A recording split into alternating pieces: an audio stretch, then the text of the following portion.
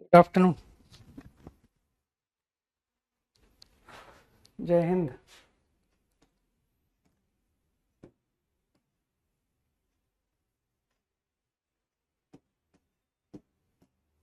Last class में कुछ differential equation में कुछ फॉर्म्स लिखवाए थे मैंने। Polar form, remember?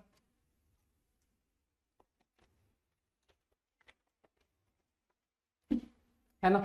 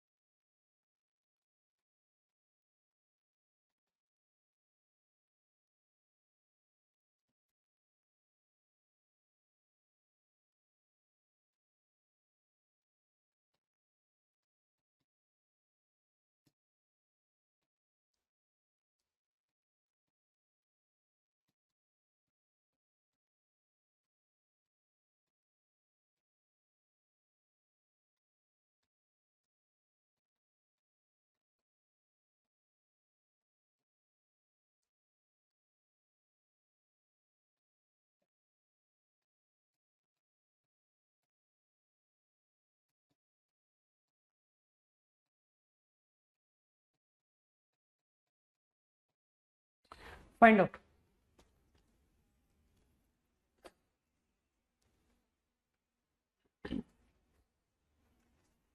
Quickly copy करो, 30 सेकेंड्स।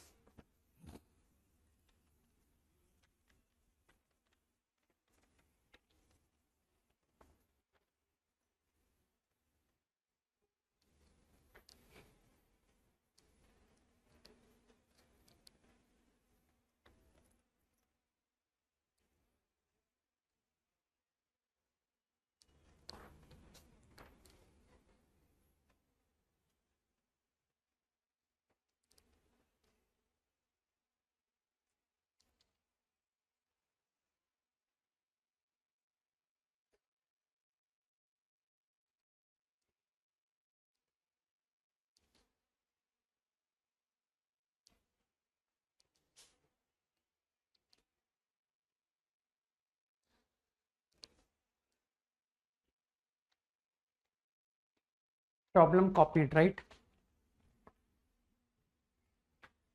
करो, अटेम्प्ट करो।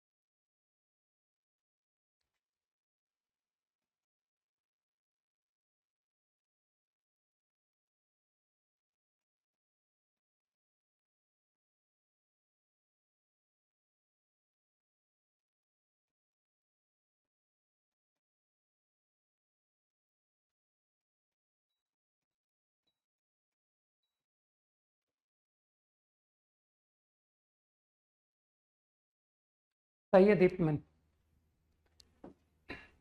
आई थिंक काफी इजी प्रॉब्लम था। सबको पता है कि कैसे प्रॉब्लम को अप्रोच किया जाता है ना? तो सभी ने एक रॉन्ग ग्राफ ड्रॉ कर लिया, राइट? कि सर ये रॉन्ग ग्राफ है कर्व का। एज यूजुअल, लोकस, तो you assumed point on curve. I am supposed to find locus of hk. Now as said कि between x-axis and contact y-axis will bisect, so this is going to be the midpoint. तो I guess कि कुछ लोगों ने ये point निकाल लिया है ना, 2:1 सेक्शन फॉर्मूला, एक्सटर्नल रेशियो, तो I think 2:1, so this comes out minus h, 2 into 0 minus 1 into h upon 2 minus 1। चाहो तो ये भी लिख दो, हालांकि कोई एक पॉइंट निकालना ही सफिशिएंट था। अब जैसा कि कई लोग जानते हैं कि what I will do next, I am going to write slope of line which is k upon 2h। Now everyone understand कि this I will equate to slope of tangent at hk which is dy by dx at h comma k, है ना, dy by dx obtained from equation of curve। now you understand कि after obtaining relation in h and k you replace hk by x and y, so I think dy by dx at hk will be equal to this only। so here is the differential equation which the required curve will satisfy। अब तो तुम समझदार हो कि sir variable separate करके problem हो रहा है। सो ln y ln x plus c you obtained by substituting 1,2, तो 1,2 सेटिस्फाई करने से I get 2 ln 2 is c। तो आई गेस बस ठीक है, मैं सीधा आंसर लिखता हूँ, y स्क्वायर बराबर है ना 2 ln 2 which is 4x is the required answer. बाकी लोग चेक कर सकते हैं।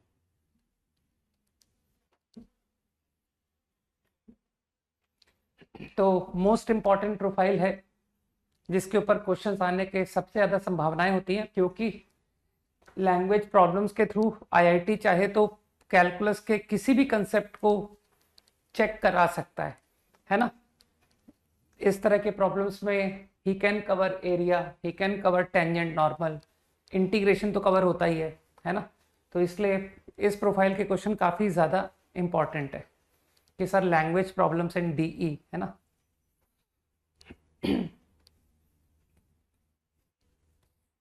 ऑब्वियसली डीई तो इन्वॉल्व हो ही जाएगा।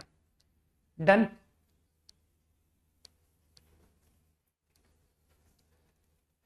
अभी ड्रॉप करवा दूंगा शीट, आज पक्का ड्रॉप करा दूंगा, भूल गया था मैं कहना, है ना। वैसे भी अभी तुम्हारे ऊपर लोड वेक्टर एंड 3D का ऑलरेडी इनफ है, तो मुझे नहीं लगता कि तुम डी का होमवर्क स्टार्ट कर भी पाओगे। ठीक है,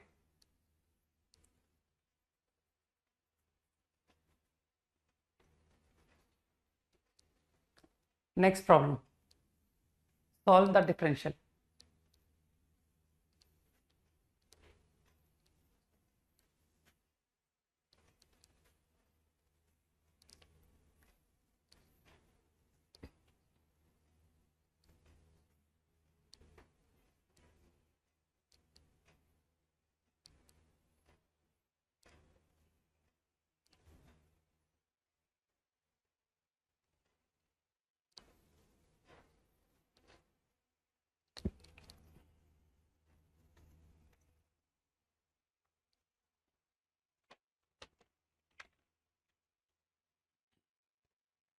करो, सॉल्व करो।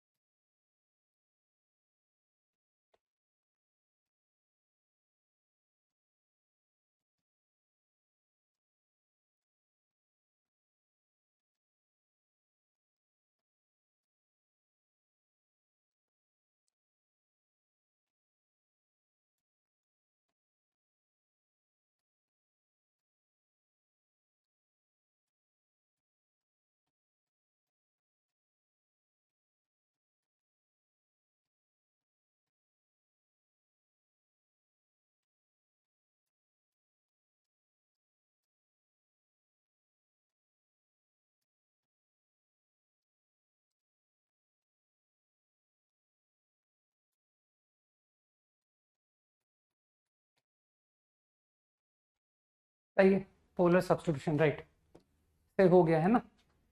तो डेफिनेटली तुमने रिकॉग्नाइज कर लिया है कि go for R sec R 10।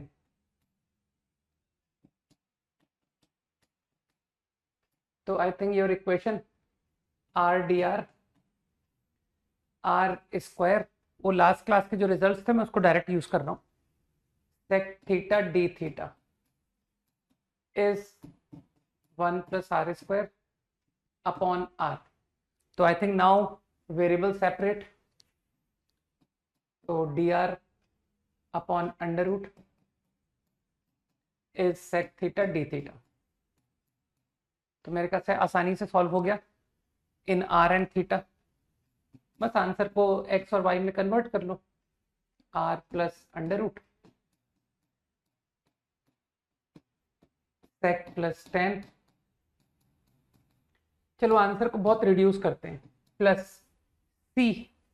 तो तुम अगर आंसर को बहुत बेटर चाहते हो तो तुम्हारे मन में आ रहा होगा कि सर सी को भी कुछ एल एन सी लिख देते हैं ना, है ना। तो ऐसा करने से लगा लो मॉड, मुझे कोई तकलीफ नहीं है, ठीक। मॉड लगा लो, कोई तकलीफ नहीं मुझे, ठीक। इनडेफिनिट इंटीग्रेशन कर रहा हूँ भाई।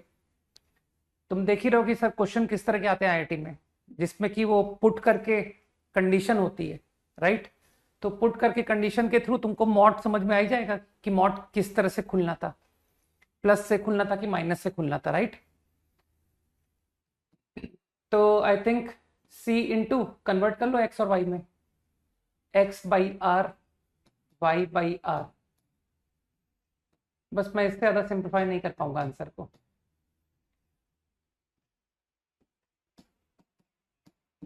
मुझे लगता है बहुत बेटर फॉर्म में आंसर दे दिया, सही है ना, इजी।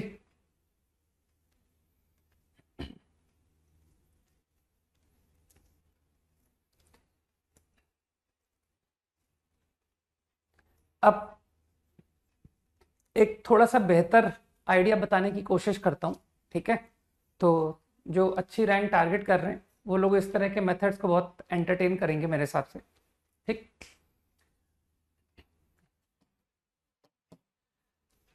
इसे देख करके फील आ रहा है कि सर ये टर्म और ये टर्म को ध्यान से देखिए तो क्लिक कर रहा है कि अरे यार इस क्वांटिटी का डेरिवेटिव ही तो है ये, है ना।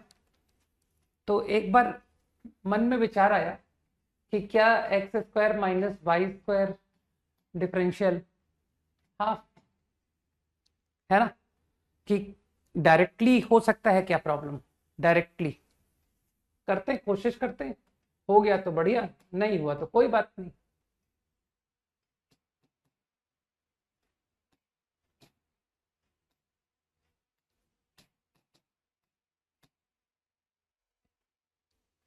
सही है।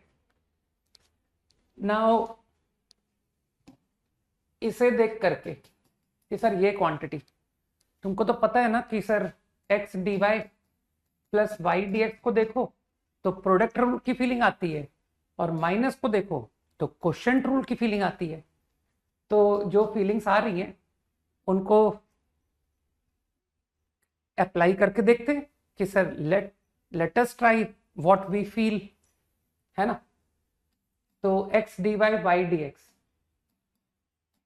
वाई बाई एक्स, अभी मैंने बात पूरी नहीं की है, तुम समझदार हो कि sir X D by Y D x upon X square भी तो आएगा इन दैट। तो करो, बैलेंस करो, यहां तक ऑल गुड। अब मुझे लगता है कि ये प्रॉब्लम डायरेक्ट इंटीग्रेशन से बन जाता है ना। उसमें कौन हर्डल है, कौन परेशान कर रहा है सॉल्व नहीं होने से, वो है ये एक्स स्क्वायर कि यार ये अनडिजायर्ड, देखो ध्यान से सर इसकी वजह से अटक गया, वरना तो वाई बाई एक्स के रिस्पेक्ट में, इधर x square minus Y square के रिस्पेक्ट में सवाल खत्म था। तो कुछ करो यार कि y by x x square minus Y square ही दिखाई दे और मेरा एक्स स्क्वायर भी निपट जाए।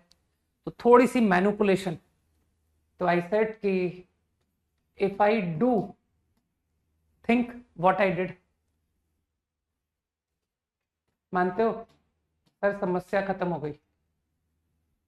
ये तो खत्म हो गया सवाल। I think here is only Y by X. Now यही लिख लो, क्यों स्पेस खराब करते हो कि सर ये तो हो गया सवाल यार, सही है ना। एंड कर लो यार, मैनेज कर लो, अब तो कैलकुलेशन है। कुछ लोगों को बात समझ में आई। तो now I am able to directly integrate, सही है। तो अब तो इंटीग्रेशन तुम्हारा स्ट्रांग है ना, ये राइट साइड वाला इंटीग्रेशन तो पहचान ही पा रहे हो कि सर ये तो क्या कहते हैं 1/2a वाला फॉर्मूला है, डी टी अपॉन। अब इसके आगे तुम खुद निपटा लो, right. 1/2a ln a plus upon a minus, right, plus c, उधर भी ln ही आ रहा है। और इसे करने के लिए मेरे हिसाब से मैं पूरा नहीं करूंगा, I think X square minus Y square को टी स्क्वायर लेने से सवाल आसानी से हो जाएगा, नहीं कि सर डिफरेंशियल जो है of this is 2t dt, तो 2t dt बाई 2, और ये रहा t, t कट गया, only dt upon √1 plus t square. बस हो गई, बहुत मदद हो गई। बाद में t को पुट कर लेना, वो लिखा हुआ है t अंडर रूट ऑफ। अगला problem, sound of mic improve your concentration, sound will automatically increase। तुमको साउंड इंप्रूव का फॉर्मूला सिखा दिया।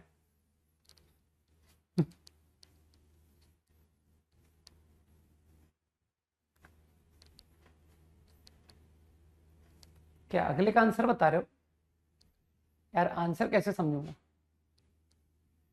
आंसर कौन से मुझे याद होते हैं?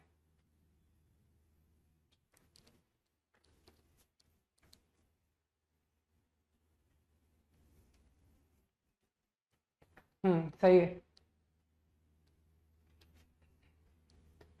कोई अगर इसका बेहतर सॉल्यूशन दे पाए तो वो भी ट्राई कर सकता है कि सर इसका और भी अच्छा सॉल्यूशन संभव है then R cos R sine, है ना।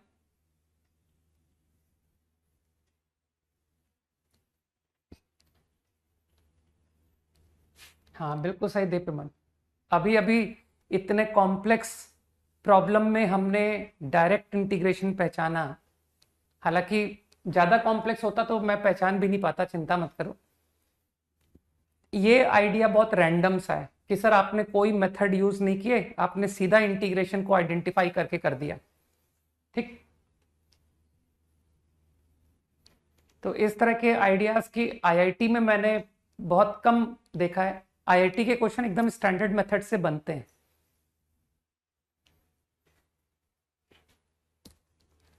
तो मुझे लग रहा है कि हो गया भाई, सबका खत्म हो गया, ठीक। तो मैं पोलर सब्स्टिट्यूशन से करके नहीं दिखाऊंगा, पोलर सब्स्टिट्यूशन तो सिर्फ मैं लिख के दिखाऊंगा कि जो लोग पोलर से करना चाहते हैं they can go by this substitution, और इससे क्वेश्चन बन जाएगा नो डाउट, है ना। सबको पहचान में आ गया कि ये रही फीलिंग, है ना। और बाकी जो समझदार लोग हैं उन्होंने डायरेक्टली किया है कि सर ये तो क्वेश्चन रूल डायरेक्ट लिखा है, वाई बाई एक्स, अरे अपॉन एक्स स्क्वायर है ना यार, परेशान मत हो, माइनस साइन लगा दूंगा कि सर ऊपर तो एक्स डी वाई आना चाहिए माइनस टाइम्स, और मेरे ख्याल से दिस क्वांटिटी नीचे का टर्म उसी का डेरिवेटिव लिखा हुआ है बाई टू, तो मेरे ख्याल से I am able to integrate directly कि सर ये तो इस पूरे को टी पढ़िए तो ये d t upon root t लिखा हुआ है ना। तो d t upon root t तो 2√t होता है, तो ये 2 कैंसिल, तो योर आंसर इज डायरेक्टली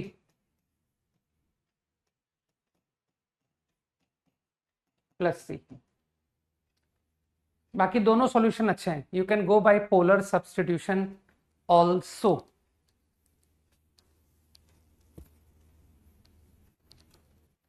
नहीं वो 2 कैंसिल हो गया था भाई, आकृति। है ना, 2 2 नहीं आएगा। कैलकुलेशन देख लो, तुम्हारे सामने पूरा कर रखा है।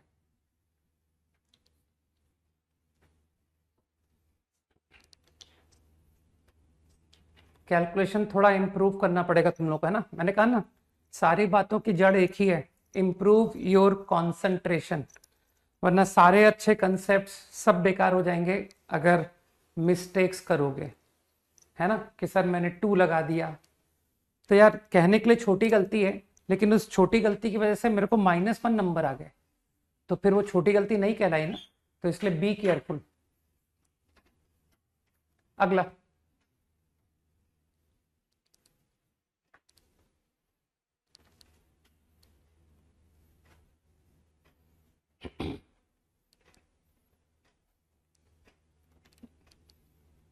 भाई अब तो 2 मंथ बाद टारगेट एकदम क्लियर है ना, तो अब उस टारगेट के हिसाब से बिहेव करना शुरू करते हैं अपन, राइट।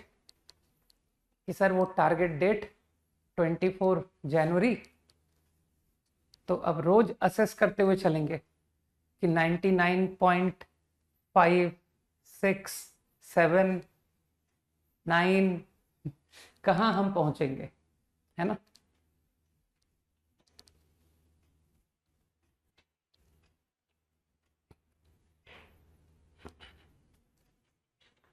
मुझे लगता है कि लोगों की एफिशिएंसी इंप्रूव हो जाती है जब टारगेट्स एकदम सामने होता है, नहीं।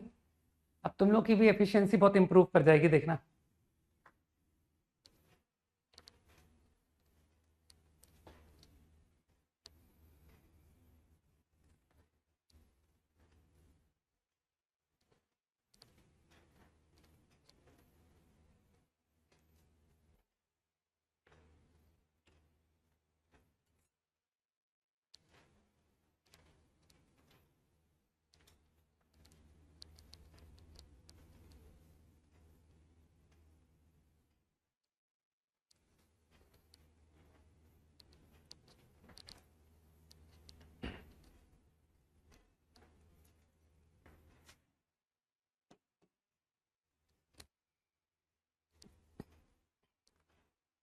I think problem copied, right.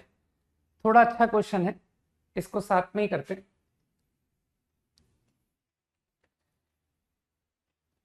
Problem का meaning is clear, there is a function F X, और तुमने ये भी नोटिस किया कि that is always positive, right, and 0,1 से पासिंग है,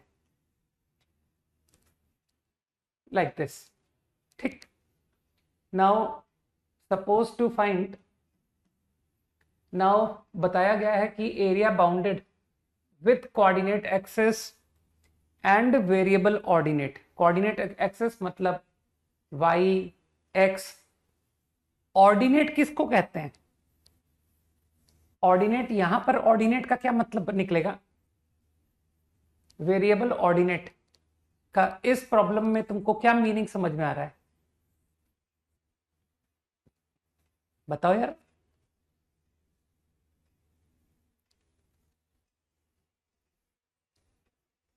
variable ordinate, ordinate parallel to Y axis, बताया है भाई तुम लोगों को कि line parallel to Y axis को ऑर्डिनेट कहते हैं।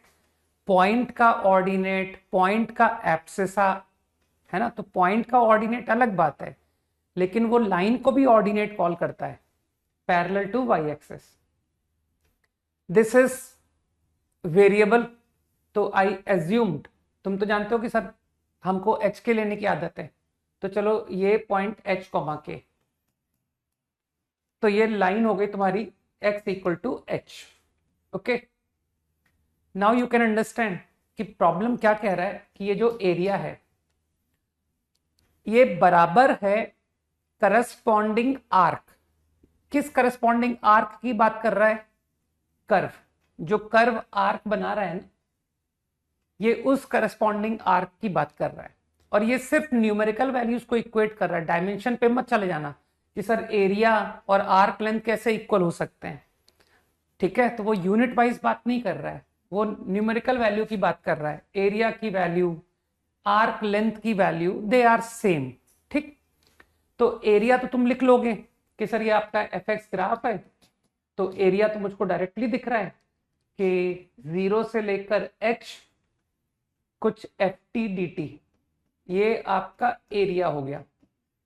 अब लेंथ कैसे निकालें, है ना समस्या कि सर लेंथ कैसे निकालोगे, ये आर्क लेंथ है ना।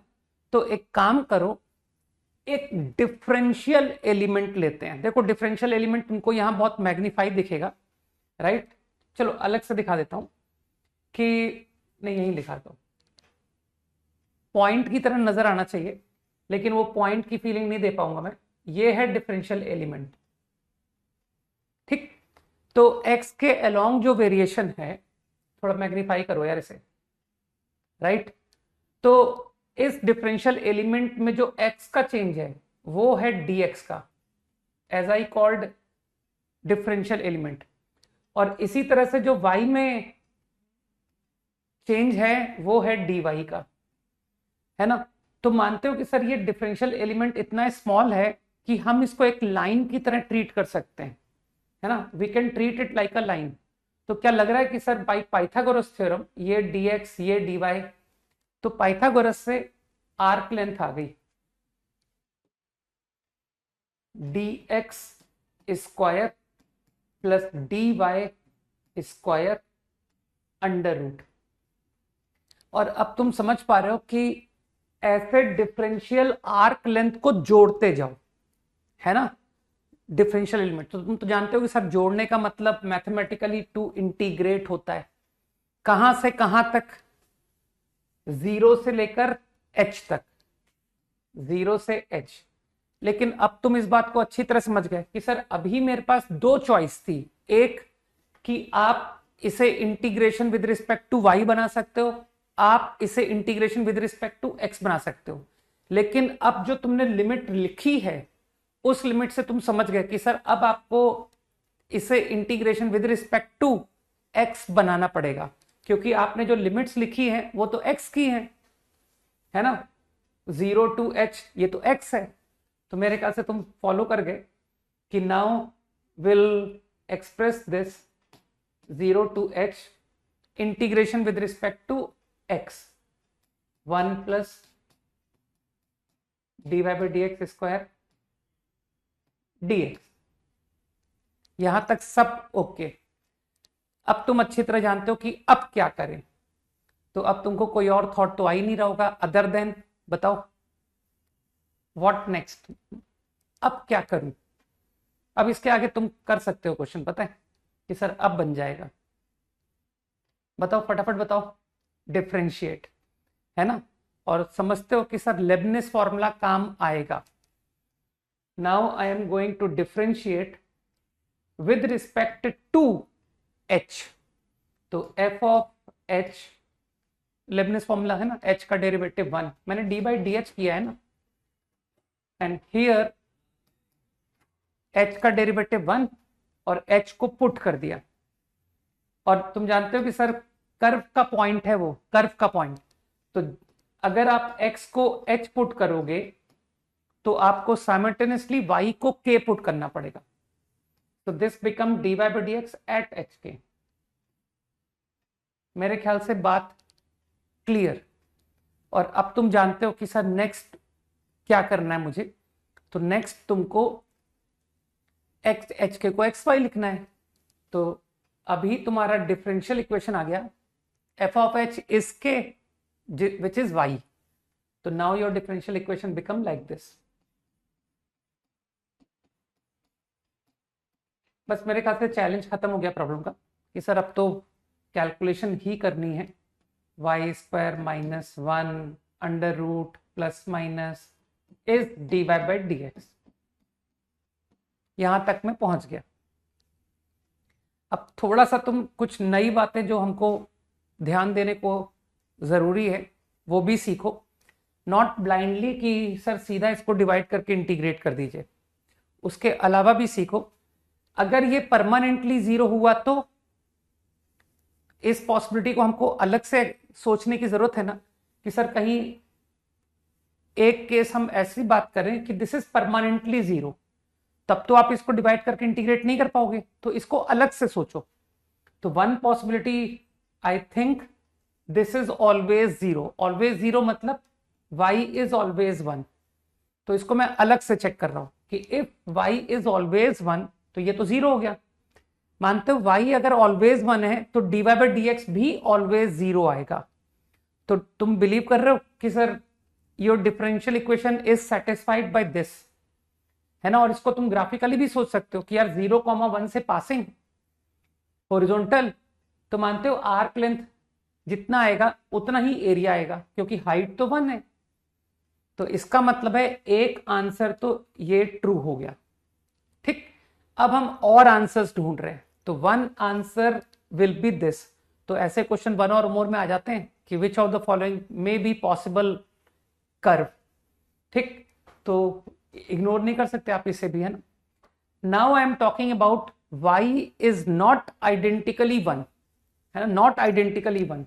तो अब तुम अपने इंटीग्रेशन के स्किल्स दिखा दो, है ना. dy upon under root plus minus dx.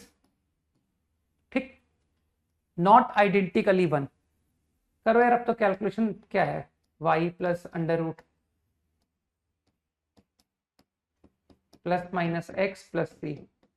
अब कोई सोच रहा होगा कि सर फिर मॉड नहीं लगाया आपने, है ना. तो एक काम कर, कंडीशन गिवन है ना 0,1, जरा 0,1 पुट करो, है ना. तो 0,1 पुट करने से कितना आया, ओनली वन. ये जीरो, ये सी कितना आ गया, सी जीरो आ गया ना. C coming to be zero, right. C is 0 by substituting 0,1.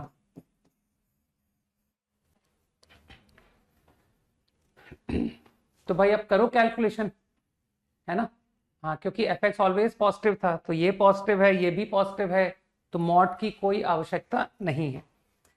अब मेरे हिसाब से यार अब तो सिंपल है कि सर दोनों केस के थ्रू देखते हैं कि क्या आंसर है.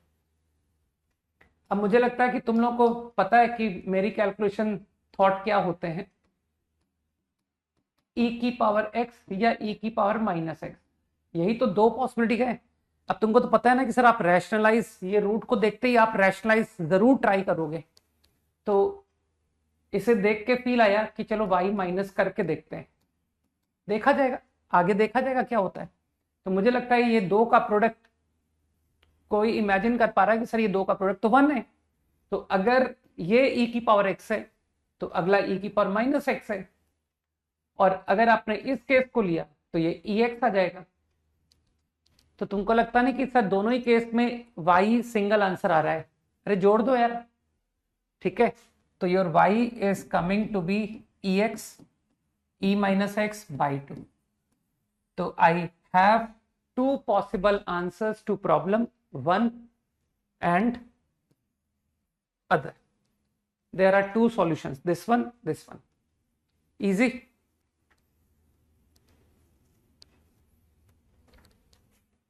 तो बहुत इंपॉर्टेंट प्रॉब्लम्स हैं, राइट.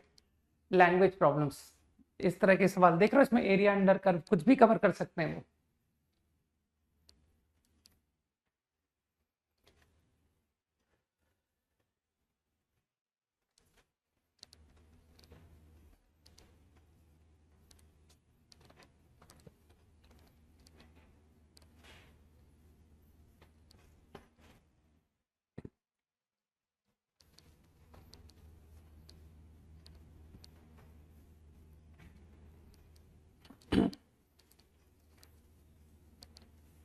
डन.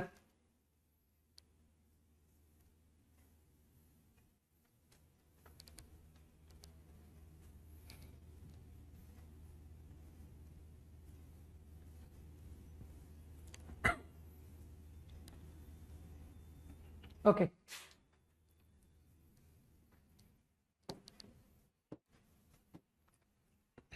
तो कुछ नए फॉर्म्स सीखते हैं.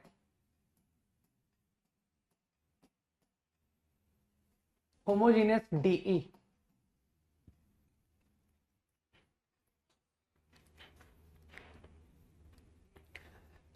IIT syllabus is only first order.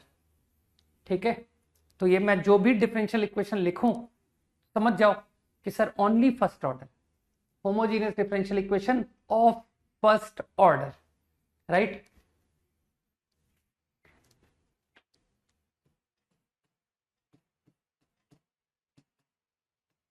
such differential equation of this form is called first order homogeneous differential equation। सही है। अब तुम तो जानते हो कि सर हमको बस दो ही बातें तो याद रखनी होती है, एक डी का फॉर्म याद रखो और एक मेथड याद रखो कि कैसे करते हैं। इसको देख करके देखना, मुझे कॉन्फिडेंस है कि लोगों को ना भी पढ़ाओ ना तो भी वो लोग पहचान जाते हैं कि सर ये क्वेश्चन पक्का इस तरह से होगा, है ना। तो देख करके मन में फील आ रहा होगा ना कि सर y बाई एक्स को t लेकर के क्वेश्चन होना चाहिए, तो बिल्कुल उसी तरह से होता है। Take y by x equal to t, बस you have to remember this only, ठीक है ना। तो अब करके देखते हैं। अब तो तुम समझ पा रहे हो कि मैं क्या करने जा रहा हूं। मैं प्रॉब्लम को x और y से t और x में ट्रांसफॉर्म करने जा रहा हूं, ठीक। तो I have taken substitution, y is tx, तो dy by dx become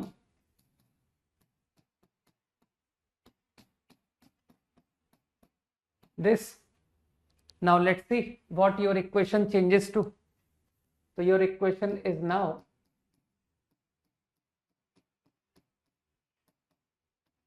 f of t। अब मुझे लगता है कई लोग समझ गए कि सर अब तो t और x सेपरेट हो जाएगा,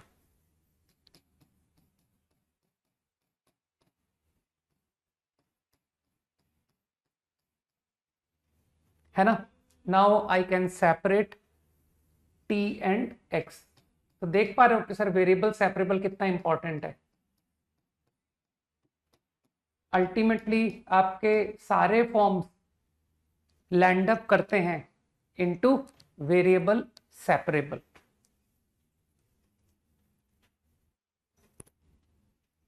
क्विकली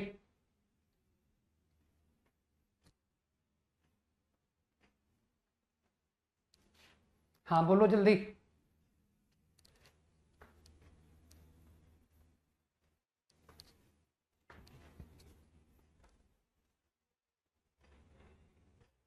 क्या बात है, चैट स्टॉप हुआ है या कुछ प्रॉब्लम है? हो गया ठीक। तो I think all good, right.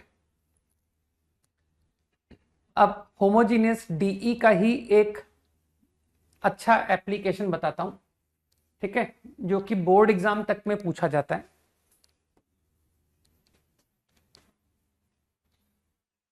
मतलब एक तरह से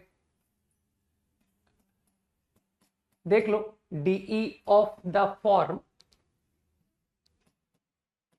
linear by linear,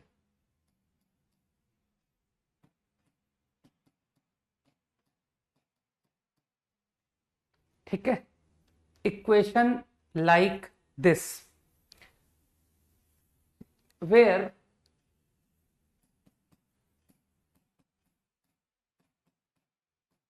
as well as not zero।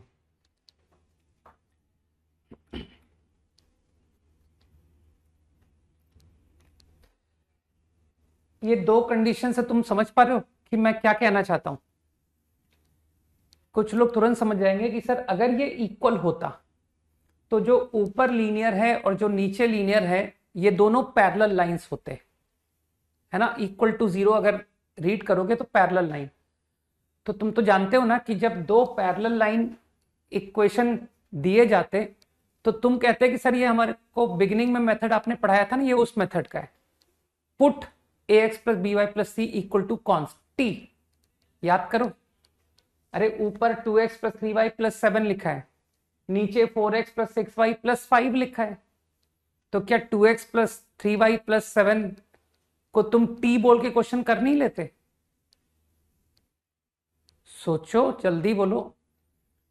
ठीक, तो ये जो इक्वेशंस है ये ऑफ दैट फॉर्म नहीं है। ठीक, अब इस सेकंड कंडीशन को देखो। तुमको पता है कि सर अगर ये जीरो होता तो आप हमको डिफरेंशियल में कन्वर्ट करा के क्वेश्चन को बता देते। सही है, तो ये उस फॉर्म का भी नहीं है। ठीक, तो मैंने बेसिकली जो दो फॉर्म तुम पढ़ चुके हो उन दो फॉर्म को नहीं बनने दिया। अगर बनता तो तुम ऑलरेडी करना जानते हो। तो हम किसी और न्यू सिचुएशन की बात कर रहे हैं, राइट? तो अब मैं क्या कह रहा हूं कि ये जो इक्वेशन है ना, ये इक्वेशन, इससे you can change to homogeneous. इसको तुम होमोजीनियस डिफरेंशियल इक्वेशन बना सकते हो। ठीक, कैसे? तुमको लगता नहीं कि सर काश ये C1 और C2 अगर नहीं होता इक्वेशन में, C1 is not there, C2 is not there, तो क्या ये function of y by X पढ़ने में आ जाता? सोचो, थिंक। यार दोनों स्ट्रेट लाइंस ओरिजिन से पासिंग, तो मैं ऊपर नीचे x से डिवाइड कर देता और ये मुझे function of y by X पढ़ने में आ जाता। तो होमोजीनियस बन गया कि नहीं? तो तुम्हारा इंटरेस्ट है ना कि यार कुछ करके C1 C2 को वैनिश करा दो। तो ऐसा इजीली संभव है। कहना, एक काम करो आप, ये जो दो लीनियर इक्वेशंस है ना, equal to zero, equal to zero, ये दोनों नॉन पैरेलल लाइंस हैं। They are non parallel. देखो, और नॉन पैरेलल लाइंस हमेशा इंटरसेक्ट करते हैं। तो ये दोनों का इंटरसेक्शन पॉइंट ऑब्टेन करो।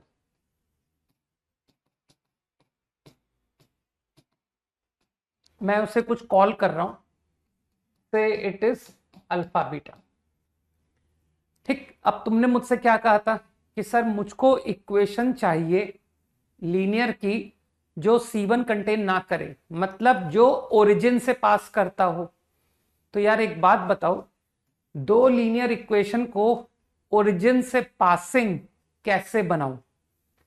तो तुम समझदार हो कि सर दोनों ही लाइन अल्फा बीटा से पासिंग है, तो आप क्यों नहीं अल्फा बीटा को ओरिजिन बना लो? तो दोनों लाइन ओरिजिन से पास कर जाएगी और दोनों, समझ पा रहे हो ना? तो ओरिजिन को अल्फा बीटा बनाने का तात्पर्य समझते हो? Sir origin shift. तो go to a new system, नए सिस्टम पे जा रहे हैं हम। x minus alpha capital X, y minus beta capital Y। तो now I am going to solve your DE by moving to new system. सही, अब तुम यहां कैलकुलेशन से बहुत आराम से समझा दोगे कि sir D capital Y, D capital X। अरे डिफरेंशियल एलिमेंट्स में तुम समझदार ही हो कि sir D capital X D small x हो गया। नहीं, अल्फा तो कांस्टेंट है ना यार। तो I think this you will understand easily कि सर इस स्टेप में कोई तकलीफ नहीं। बाकी तुम इस बात को तुम ज्योमेट्रिकली भी समझा सकते हो कि एक स्ट्रेट लाइन है, एक स्ट्रेट लाइन है, इस स्ट्रेट लाइन का स्लोप आप स्मॉल एक्स वाई सिस्टम से देखो और आप कैपिटल एक्स वाई सिस्टम से देखो, उसमें कोई फर्क नहीं होगा। सोचो, एंगल सेम भाई, theta theta.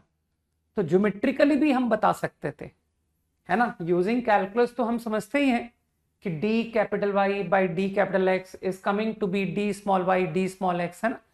That we understand, but हम ज्योमेट्री से भी बता पाते हैं।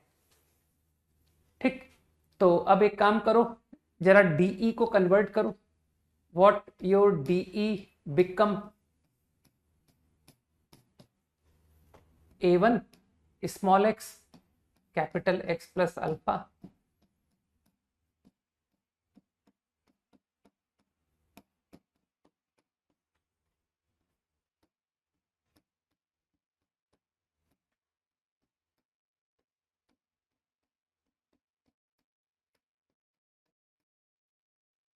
अब मुझे लगता है कि हाँ, मैंने रोटेशन की तो बात ही नहीं की ना, रोटेशन तो मैंने पढ़ाया ही नहीं है, ठीक है। तो हम लोग जितना जानते हैं उसके बियॉन्ड हमेशा निकलने की कोशिश क्यों करते हैं, है ना। जब जो बात कभी कही नहीं गई उस बात को अगर एग्जाम में जाके लगाओगे ना कि सर न कभी किया था, न सुना था, न देखा था, सीधा जाके आईआईटी एडवांस के दिन ट्राई मार के आए कि चलो आज करते हैं, ठीक, तो बुरी तरह से क्रैश करोगे, ठीक है। तो मेरे ख्याल से इस तरह की हम बातें करते ही क्यों, है ना। Now I guess alpha beta, तुम समझदार हो कि सर अल्फा बीटा लाइन पर है ना, फर्स्ट लाइन पर है, सेकंड पर है, तो यू विल अंडरस्टैंड कि sir A1 alpha, B1 beta, C1 is 0। तो your equation become this, what I desired, जो मैं चाहता था वो हो गया, ठीक। And now I will solve equation by method homogeneous, सही है।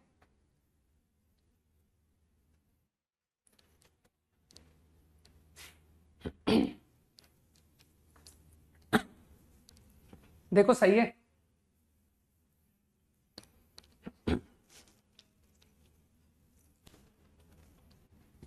y बराबर tx, लेकिन बस एक बात का जरूर ध्यान रखना जिसके होने के काफी हाई चांसेस हैं, ठीक।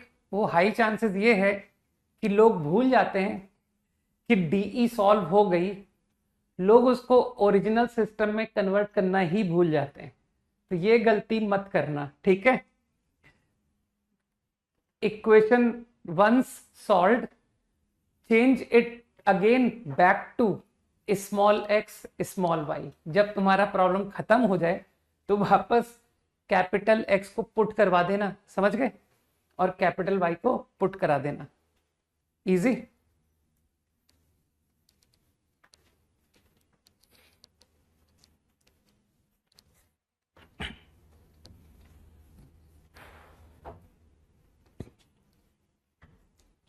क्विकली,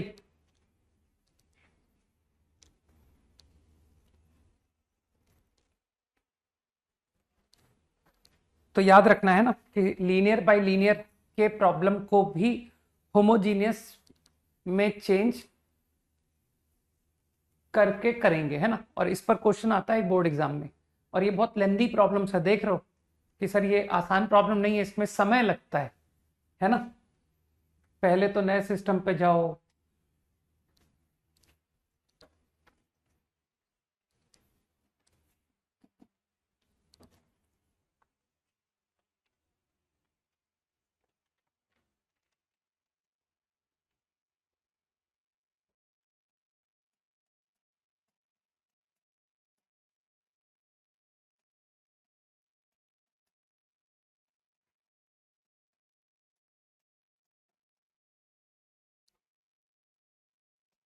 ऑल्सो गिवन, मेरे ख्याल से तुम इंफॉर्मेशन समझ जाओगे कंप्लीटली, करो।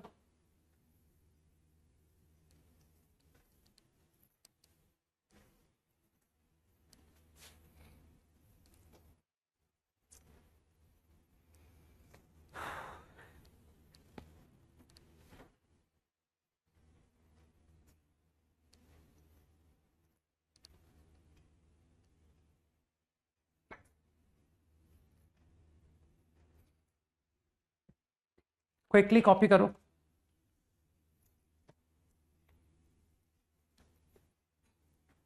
करो, अटेम्प्ट करो, सॉल्व करना है तुमको।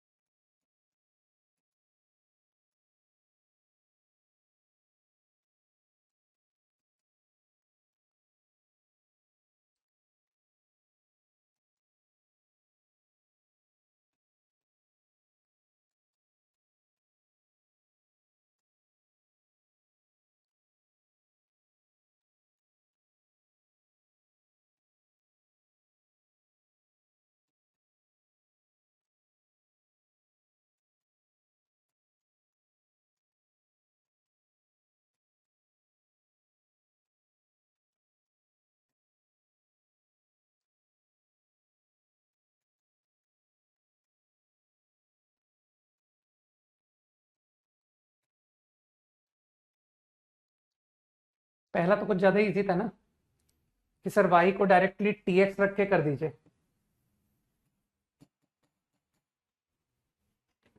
t plus x dt by D X is D Y by D X. तुमने x से तो डिवाइड कर ही दिया होगा ना कि sir original D E become this. तो फटाफट कर दो, minus T D by D x minus T x D t by D x tan inverse of T is 1। तो तुम्हारे इंटीग्रेशन स्किल्स कभी भूलने जैसा है ही नहीं, है ना। जैसे तुम लोग लिमिट नहीं भूल पाते हो, डिफ्रेंसिएशन नहीं भूल पाते हो, उसी तरह से तुम इंटीग्रेशन भी नहीं भूल पाओगे, है ना। भूलने ही नहीं देगा। आगे के चैप्टर्स में चलते रहेंगे, एरिया, है ना, डिफरेंशियल इक्वेशन, डेफिनेट इंटीग्रल। बस अब तो तुमको पता है सर इंटू 1 करके बेस्ट।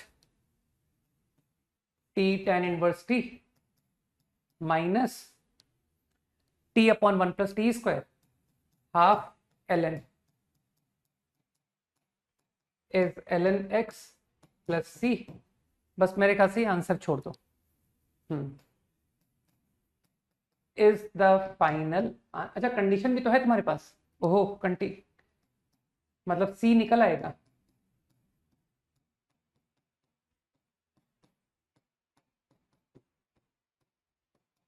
पुट 1,0। तो if I put 1,0, this is 0, this is ln 1 0, this is 0, सी 0 आ गया भाई, इंप्लाई सी इज 0। बस ठीक है, सी को पुट करके प्रॉब्लम छोड़ दो। एक्सट्रीमली इजी है ना।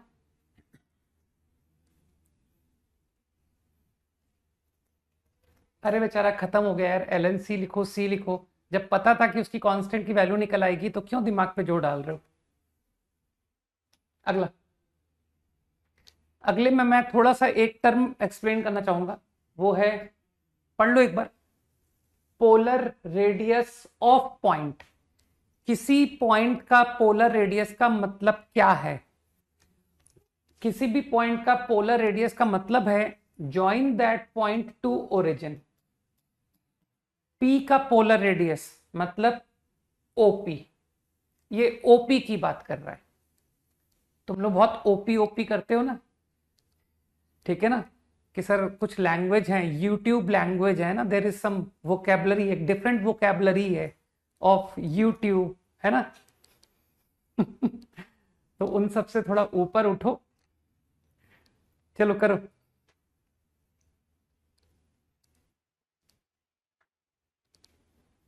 आई थिंक मीनिंग समझ गए ना कि पॉइंट का पोलर रेडियस का क्या तात्पर्य है।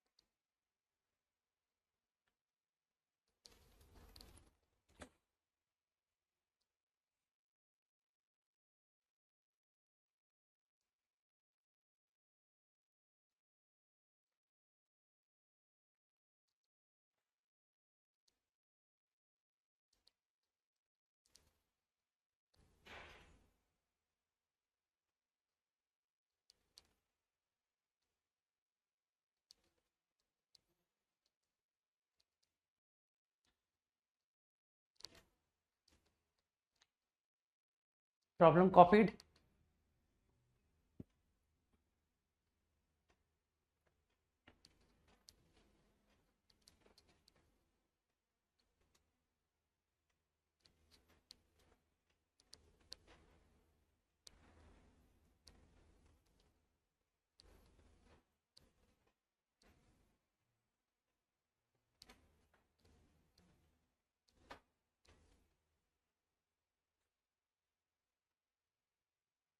करो, ट्राई करो।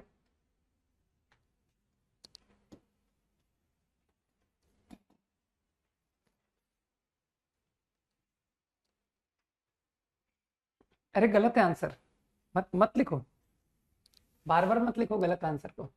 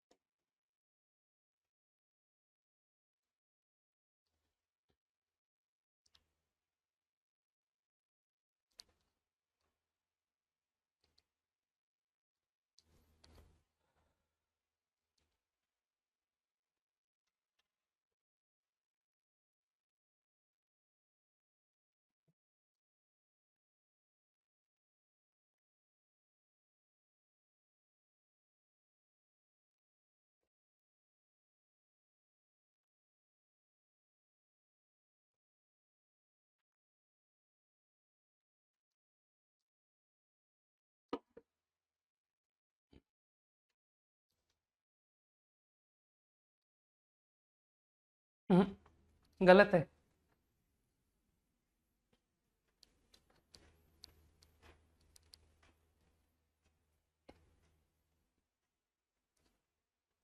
जब करेक्ट आंसर आएगा नाम कॉल कर दूंगा।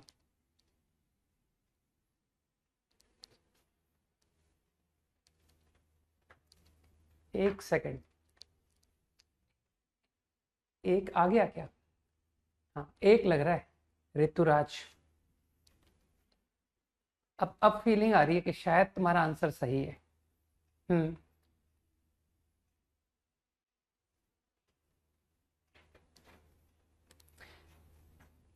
मेरे ख्याल से प्रॉब्लम का मतलब समझे, है ना? तुम तो जानते हो कि सर आप डायरेक्टली फॉर्मूले वगैरह कहाँ लिखते हो, पहले प्रॉब्लम का मीनिंग समझोगे, है ना, कि यार इसका मतलब क्या है। तो एक गलत ग्राफ इमेजिन कर लें, मान लो ये है गलत graph of the curve. Now it says any point P locus that is HK, polar radius of point जितना एंगल बनाएगा, टेंजेंट कितना बनाएगा? ट्वाइस, ट्वाइस बनाएगा। तो टेंजेंट एट P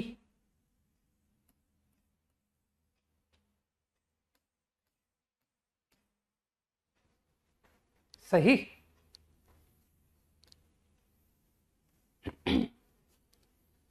और सेम पॉइंट को मैंने ज्वाइन किया टू ओरिजिन।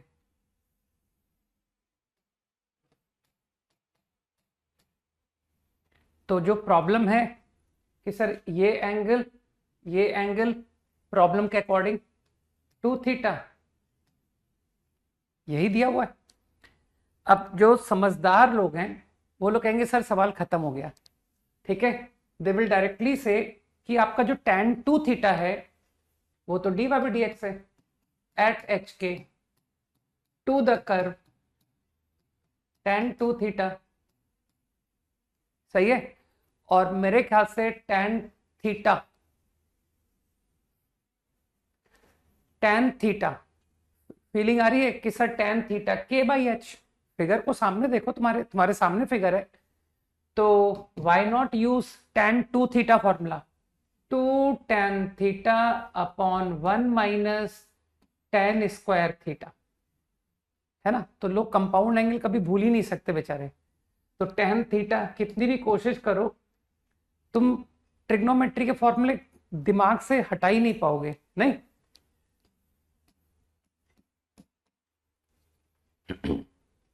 सही है, तो मेरे ख्याल से सही तो हो गया खत्म। dy by D X is 2, ऐसा ही रहने दो यार, 1 minus Y by X is the equation. बस अब तो तुम लोग समझदार हो यार, है ना, कि सर अब हम डायरेक्टली निपटा देंगे क्वेश्चन को मेथड यूज करके। पता पड़ गई मिस्टेक, y बराबर टी एक्स, तो dy by D x 2t 1 minus T square x dt by D x. Calculation तो फास्ट करो यार, हटाओ कि सर t कर लिया, ऐसे स्टेप में का t plus T cube 1 minus T square. मेरे ख्याल से ठीक जा रहा हूं, है ना, ऑल परफेक्ट। बस अब तो तुम्हारे लिए मजाक है कि sir integral is our strength, नहीं, फिर धीरे से कहोगे sir maths is our strength.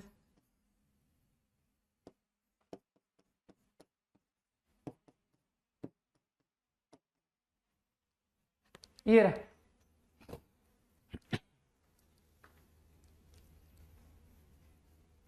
मैं तो बिगनिंग में कह दिया था यार, integration is tough but its application is easy. सही है ना। हाँ देखो, टी स्क्वायर कॉमन बता भी रहा है ना, कि सर ये टी क्यूब को देख के थॉट आ रहा है, टी स्क्वायर कॉमन लीजिए तो टी 1 बाई टी बन गया, इंटीग्रेशन तो तुरंत खत्म, टी प्लस 1 बाई टी, और टी स्क्वायर को तुम ऊपर ट्रांसफर कर दोगे, 1 minus 1 by T square D T. अरे मैंने माइनस कॉमन ले लिया ना यार, बस आ गया answer, minus of L N. मैं एक्स वाई में आंसर लिख रहा हूं, Y by x, X by Y is L N X. अब मेरे ख्याल से एल एन सी लिखना बनता है, नहीं कि sir l n c. Now remove l n, l n को हटाओ, है ना, हटा दें एल एन को, तो चलो एल एन को हटा देते हैं। X square plus y square, कुछ गलत तो नहीं हो गया ना।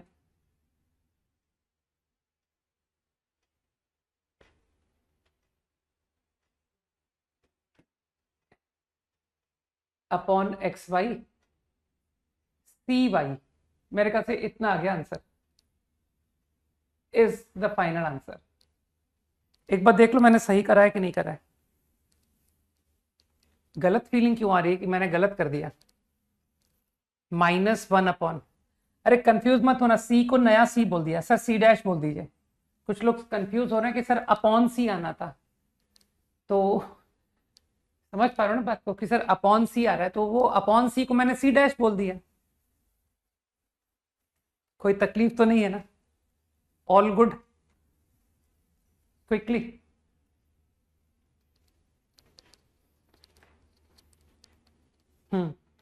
तो locus is coming to be a circle, ठीक।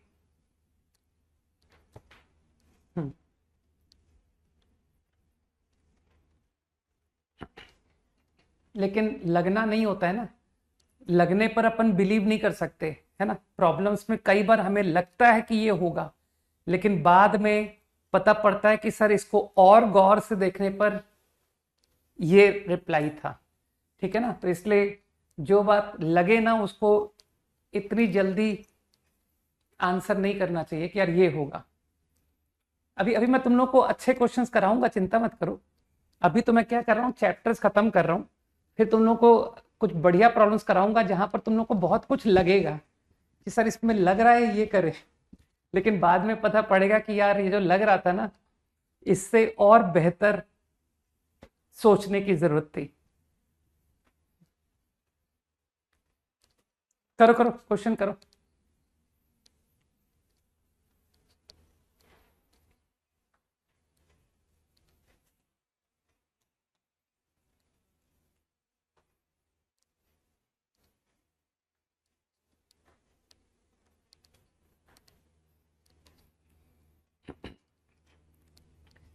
नहीं, बस इतना सा कहना मेरा कि इमिडिएटली कोई बात क्लिक करे ना, इमिडिएटली कि अरे इसमें तो ये होगा, तो बस उसको थोड़ा पेशेंटली एक बार और सोचो, ठीक है ना। बस एक बार वापस से उस बात को फिर रीथिंक करो, तो संभव है कि तुमको पता पड़े कि नहीं यार इसमें तो ये प्रॉब्लम आ सकती है ना।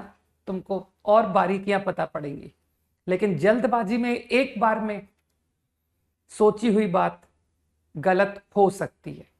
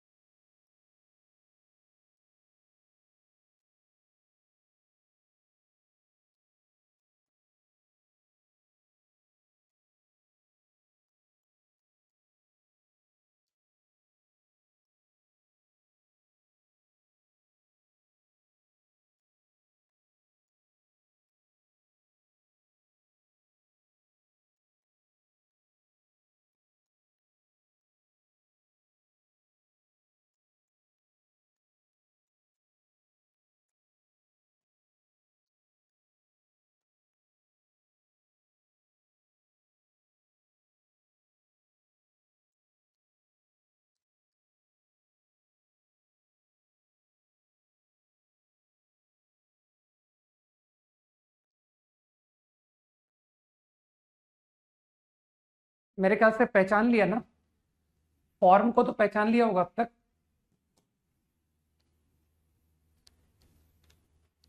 अरे हाँ बोलो यार, प्रॉब्लम को सब लोग आइडेंटिफाई कर चुके हो? ये किस प्रॉब्लम, किस टाइप का प्रॉब्लम है?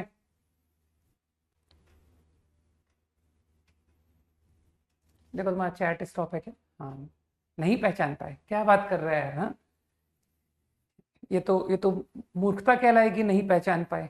फिर आईआईटी का सवाल कैसे पहचान पाओगे? तो मेरे ख्याल से कुछ लोगों ने इसको लीनियर अपॉन लीनियर आइडेंटिफाई कर लिया है, ठीक है ना? और भाई जेई का क्वेश्चन है ना, तो जेई कुछ तो बेहतर करेगा ही।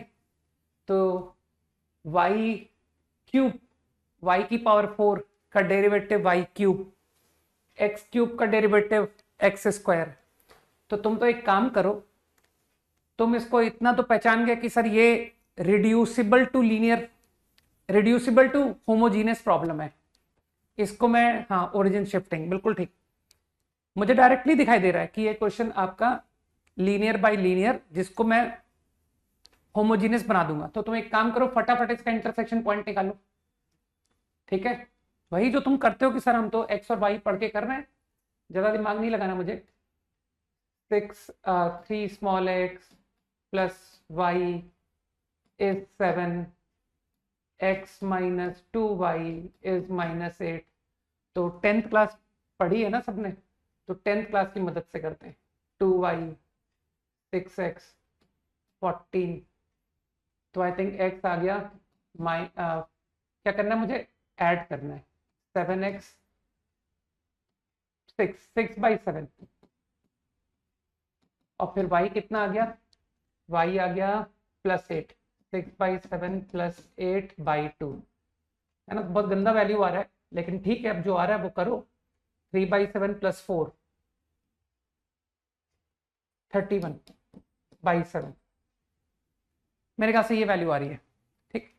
तो जो समझदार लोग हैं वो लोग कहेंगे कि sir directly go to shifting of origin, x³ -6/7 is capital X, सही।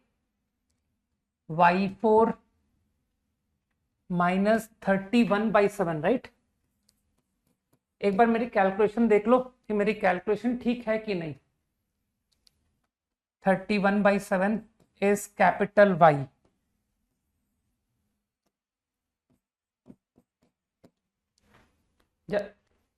सही है ना? मेरी सॉल्विंग ठीक है ना? तो मेरे ख्याल से तुम फॉलो कर गए कि सर D कैपिटल Y, इस तरह के क्वेश्चन आएंगे जेई में, समझ गए? ठीक। तो आजकल के लेटेस्ट प्रॉब्लम्स जो हैं आईआईटी के, कि सर पिछले 5 सालों के क्वेश्चन अगर देखे जाएं, तो you will find miscellaneous ideas are asked more than usual ideas, ठीक है? कि सर वो एकदम यूजुअल ट्रिक के क्वेश्चन आजकल कम आ रहे हैं आईआईटी में, और आईआईटी एडवांस को मेंस कॉपी कर रहा है, फॉलो करने की कोशिश कर रहा है ना? वो अपने लेवल को आईआईटी एडवांस के क्लोज लाने की कोशिश कर रहा है, कीप इन माइंड। ओके, तो आई थिंक 3x² 4y³ कुछ गलत लिख दिया यार, उल्टा लिख दिया। 4y³ 3x² d small y small x। देखना मेरी कैलकुलेशन मेरी ठीक है या नहीं।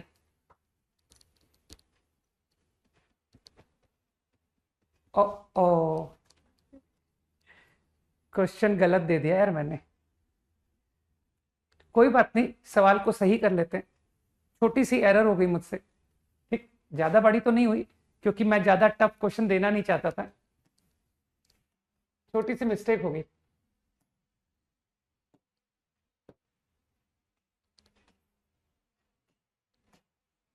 अब करो, सही है ना? क्योंकि मेरा इंटेंशन एकदम सीधा तुम्हारा लीनियर बाय लीनियर फॉर्म का क्वेश्चन तुमसे कराने का था, ठीक है ना? ये है क्वेश्चन, इसीलिए अटक गए थे। गुड। तो जो लोग इस कारण से अटक गए, तब ठीक है। मानते हो गया सर? अब तो क्वेश्चन हो गया, अब इसके आगे मैं करूंगा नहीं, पूरा नहीं करूंगा, मैं कैलकुलेशन पार्ट तुम्हारे लिए छोड़ूंगा।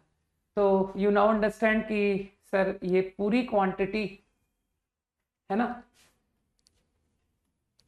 देखो ध्यान से देखो, सही। तो now your problem become 3/4 d capital Y is, अब उसके आगे की कहानी तो तुमको पूरा पता है कि सर वो शिफ्टिंग यूज करने के बाद क्या होगा, will come out 3x capital Y capital X minus 2y। मानते हो इसके आगे का क्वेश्चन तुम खुद घर पे फिनिश करोगे, ठीक? आंसर को properly small x small y में कन्वर्ट कर लेना।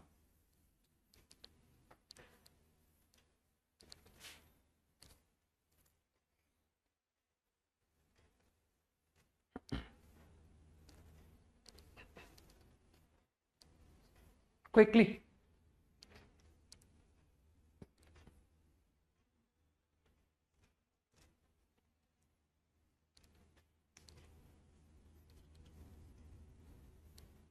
अरे नहीं नहीं, आंसर नहीं बता पाऊंगा यार, क्वेश्चन यहीं का यहीं क्रिएट किया गया है, तो इसका आंसर बताने का मतलब है कि मुझको खुद से पूरा सॉल्व करना पड़ेगा, और वो मैं नहीं करना चाहता।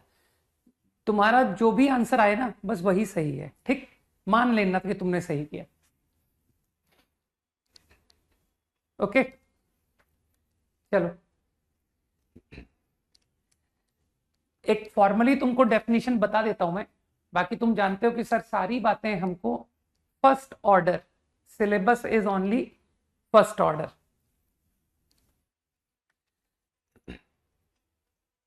लिख लो, लीनियर डीई का डेफिनेशन बता रहा हूं, लिखो। What is the definition of linear differential equation? लिखो, DE containing no two derivatives, DE containing no two derivatives or dependent variable, no two of derivatives, no two of derivatives and dependent variable multiplied together. Differential equation containing no two of the derivatives and dependent variable multiplied together is called a linear differential equation.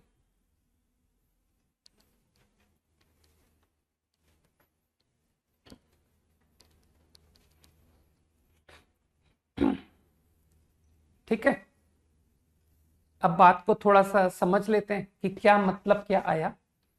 तो वो क्या कह रहा है, कोई भी दो derivative multiply नहीं होने चाहिए, डेरिवेटिव डिपेंडेंट वेरिएबल, मतलब ना तो इक्वेशन में तुमको डेरिवेटिव की पावर दिखाई देनी चाहिए कि सर मेरी इक्वेशन में dy by dx का क्यूब आ रहा है, नो, नॉट अलाउड।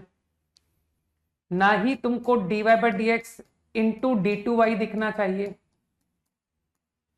ना ही तुमको y स्क्वायर दिखना चाहिए, और ना ही तुमको y into dy by dx दिखना चाहिए।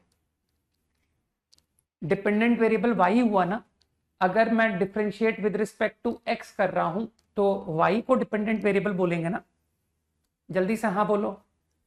तो अकॉर्डिंग टू डेफिनेशन कोई भी दो out of y and derivative मुझे मल्टीप्लाइड नहीं दिखना चाहिए, तब डिफरेंशियल इक्वेशन को लीनियर डिफरेंशियल कहते हैं, ठीक? तो मैंने क्या किया, एक मैंने n ऑर्डर की लीनियर लिख के दिखा दी। देखो, this is a linear differential equation, ध्यान से देखो। तो what ever equation I have taken, तुम देख पा रहे हो कि सर इसमें डेरिवेटिव को सिर्फ पावर 1 दिख रहा है मुझे, इवन मुझे y और डेरिवेटिव भी मल्टीप्लाई नहीं दिख रहा, तो डेरिवेटिव को you can multiply it with function of x, right? Function of x से तो मल्टीप्लाई कर सकते हो ना, ठीक? तो मेरे ख्याल से तुम फॉलो कर पा रहे हो कि sir whatever you have written satisfy my definition of linear. अब इसमें कोई ये मत सोचना कि सर आपने और एन ऑर्डर का डेरिवेटिव को किसी x के कोफिशिएंट से क्यों नहीं मल्टीप्लाई किया। तो तुम एक काम करो, कर लो, ठीक, कर लो मल्टीप्लाई, फिर एक काम करो उस कोफिशिएंट से डिवाइड करा दो, ठीक है? तो समझ पा रहे हो ना कि यार मैं नंबर ऑफ फंक्शंस थोड़े से कम करके लिखना चाहता था। तो अगर तुम यहाँ an(x) लिख दोगे तो अगले स्टेप में मैं an(x) से डिवाइड करवा के वापस इसको कोफिशिएंट 1 बना के तुमको दे दूंगा, ठीक? तो मुझे कोई तकलीफ नहीं है अगर कोई यहाँ an(x) मल्टीप्लाई कर भी रहा है तो। अरे ये सब फंक्शन ऑफ x है, साफ साफ लिखा हुआ है a0x, this is the function of x। तुम लोग तो नोटेशन समझ जाते हो, a1x, this is some function of x, a0x into y लिखा हुआ है, ठीक है ना? तो डिपेंडेंट वेरिएबल को, डेरिवेटिव को you can multiply with function of x but not with y, but not with any derivative, got it? So this is an order, ठीक? तो हर कोई समझ रहा है कि सर लीनियर डीई का जो डिग्री है इज ऑलवेज 1। जल्दी से हाँ बोलो, linear differential has degree 1। True बोलो, ट्रू। क्या सर ट्रू है? Linear DE has degree 1। चलो अब बताना ट्रू फॉल्स, ठीक है? नेक्स्ट स्टेटमेंट बोल रहा हूं, वन और more than one choice. DE having degree 1 is linear. Differential equation having degree 1 is linear DE.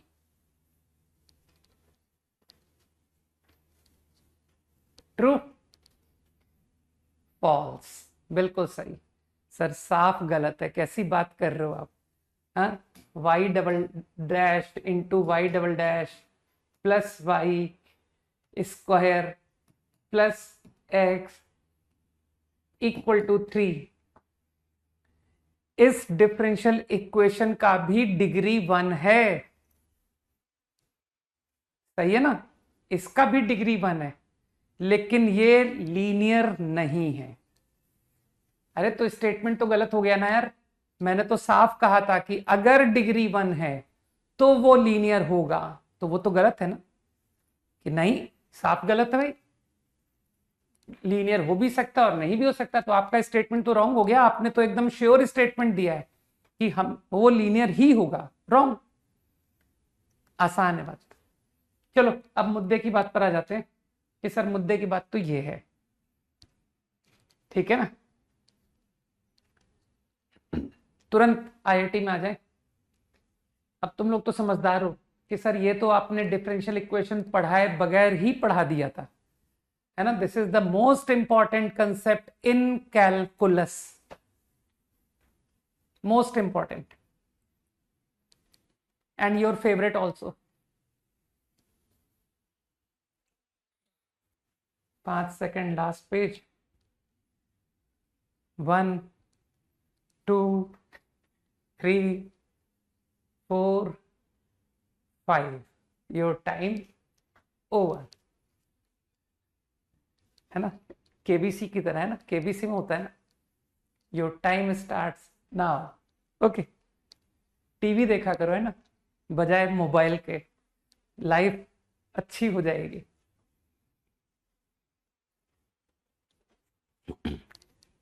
Quickly,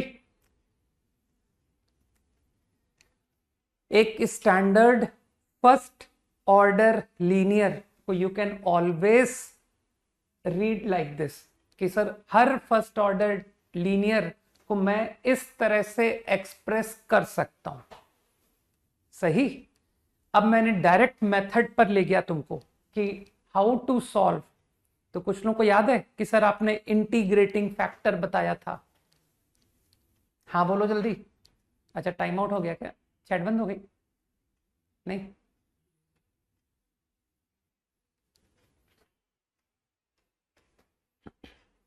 अरे जल्दी हाँ बोलो यार, कुछ याद आया कि सर पढ़ा चुके हो आप ये? ठीक है, तो मेथड देख लो, जिसको नहीं ध्यान है मैं वापस भी याद दिला दिया। To solve this DE you multiply by a term called integrating factor, and what is that? integrating factor is nothing but, अगर इक्वेशन ये फॉर्म का है तो जो y का कोफिशिएंट है उसका इंटीग्रेशन करो और e को रेस कर दो, सही। नाउ आफ्टर डूइंग दिस, ये मैंने सीधा रिजल्ट लिख दिया है, बाकी बीच के स्टेप मैंने गायब कर दिए थे, मैंने सोचा कि तुमको याद होगा तो चलो इसको मैं कुछ फाई मान लू, फाई कि सर वो e की पावर फाई लिखा हुआ है, इंटीग्रल p इज फाई, तो you multiply by integrating factor, तो मल्टीप्लाई करने से तुम्हारी इक्वेशन बन गई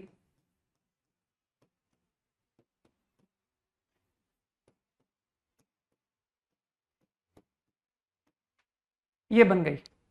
और अब तुम बोलोगे कि सर ये प्रोडक्ट रूल है, this is d by D x of integrating factor into y। चाहो तो इसको दोबारा डिफरेंशिएट करके देख लो, dy by D x into e की power five plus y into by chain rule e की power five x into five dash x, तो y इंटू ई की power five x into five dash, मानते हो five dash P x है, जिसको integration की definition पता है वो जानता है, reverse process of differentiation, p का इंटीग्रल फाइव, फाइव का डेरिवेटिव p, सही है, तो ये प्रोडक्ट रूल बन गया, एंड दैट इक्वल, तो अभी मैंने नेक्स्ट स्टेप क्या किया कि सर नाउ यू इंटीग्रेट, तो लेफ्ट हैंड साइड इस क्वांटिटी का इंटीग्रल, तुम तो जानते हो सर इंटीग्रल dt t होता है, तो your left hand side comes out, है ना। From this step now I come to कि sir by integrating I get, और इसे इंटीग्रल करना पड़ेगा। तो अब मैं क्या कहना चाहता हूं कि तुम लोग बोर्ड एग्जाम में तो स्टेप्स दिखा देना, लेकिन जेईई में from this step I will directly jump to this, है ना, क्योंकि जेई में कोई मेरे बीच के स्टेप्स नहीं देखने आ रहा, ठीक। तो मैं इस स्टेप के बाद डायरेक्टली इस स्टेप पे पहुंचूंगा भाई, कि यार वो y इंटू इंटीग्रेटिंग फैक्टर बराबर right hand side that is q x into integrating factor का इंटीग्रल। सब लोग समझ गए?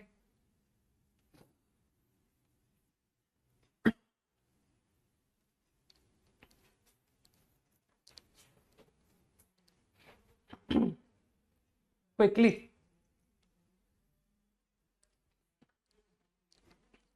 डन लिख दो यार जल्दी।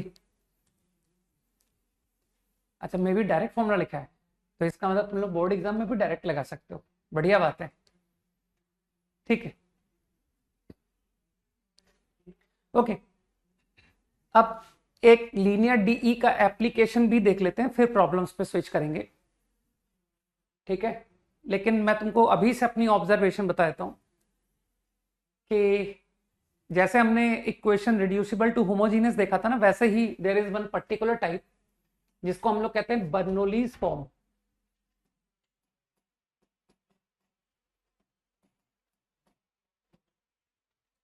इक्वेशन लाइक दिस,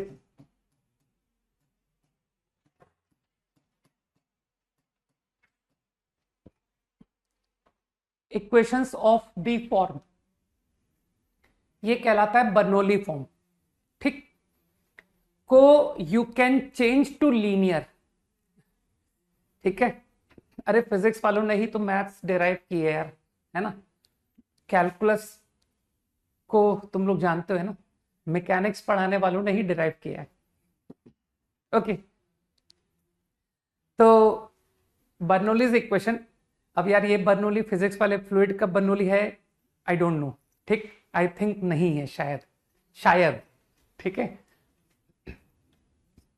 ओके तो अगर ये इक्वेशन है, मैं ये सब स्टोरीज क्या मैं बहुत कम पढ़ता हूँ, सच बताऊं।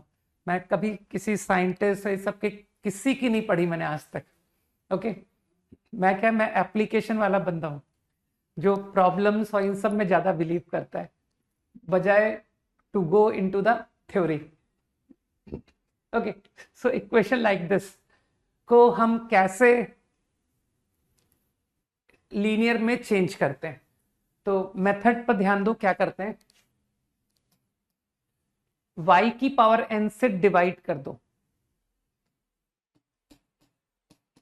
मेथड को सीखो, है ना।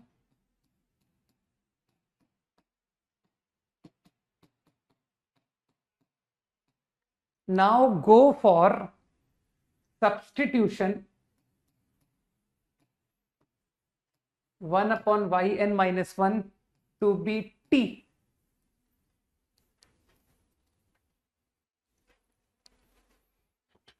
इसे t रख दो, ठीक। नाउ सी, अब देखो क्या हो रहा है। नाउ इक्वेशन को t और x में ट्रांसफॉर्म कर रहा हूं, dt by D x, y की पावर 1 माइनस एन।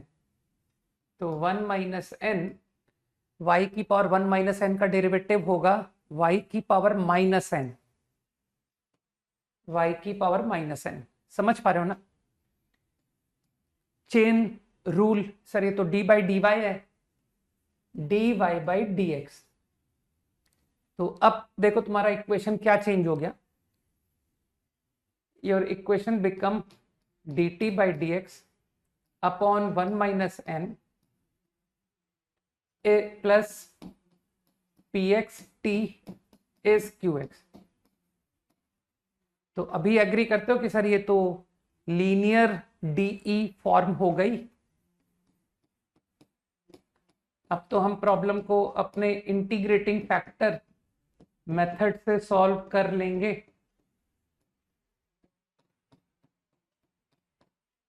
ठीक, तो you just have to remember the method.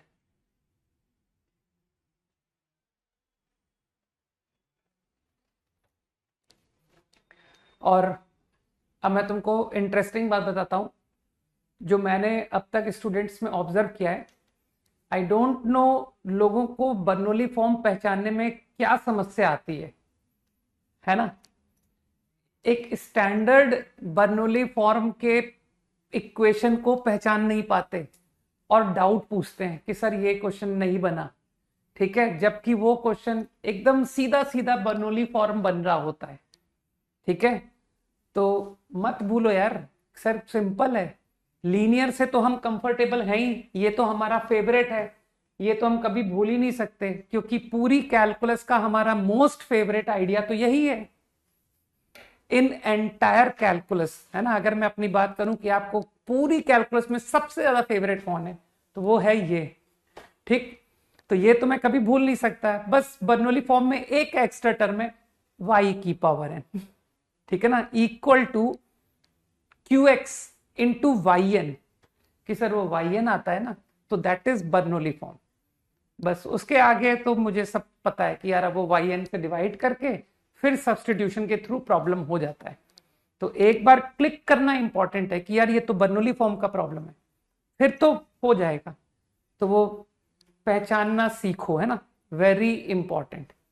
क्योंकि जब लीनियर बहुत इंपॉर्टेंट है तो उससे रिलेटेड भी बहुत इंपॉर्टेंट होंगे, है ना। तो अभी टाइम खत्म हो गया, तो मैं एक काम करता हूं, तुमको दो एक क्वेश्चन केवल घर के लिए दे देता हूं कि सर एक दो क्वेश्चन तो करें, है ना।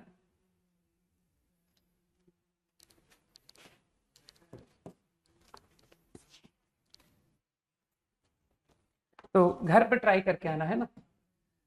बस अपनी नेक्स्ट क्लास डीई की, लेट्स सी, होपफुली मंडे को वेक्टर खत्म कर दूं मैं। होपफुली नहीं, आई एम श्योर कि वेक्टर की थ्योरी एंड हो जाएगी। ठीक है, शीट अभी अपलोड करवाता है ना, तुमने अच्छा याद दिला दिया मुझे, अभी अपलोड करवा दूं। तो केवल फील के लिए ये same problem I will discuss in next class, okay. जब भी अपनी डीई की क्लास होगी, not in the class of vectors, vector की क्लास में नहीं करूंगा, डिफरेंशियल इक्वेशन की क्लास में डिस्कस करूंगा, ओके।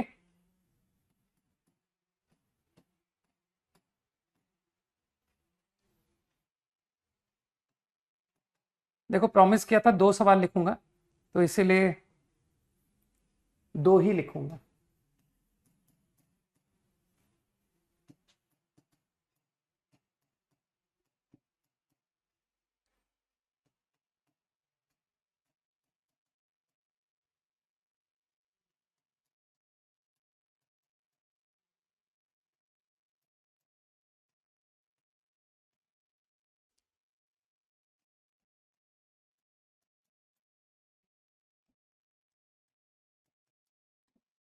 चलो भाई, बाय, जय हिंद।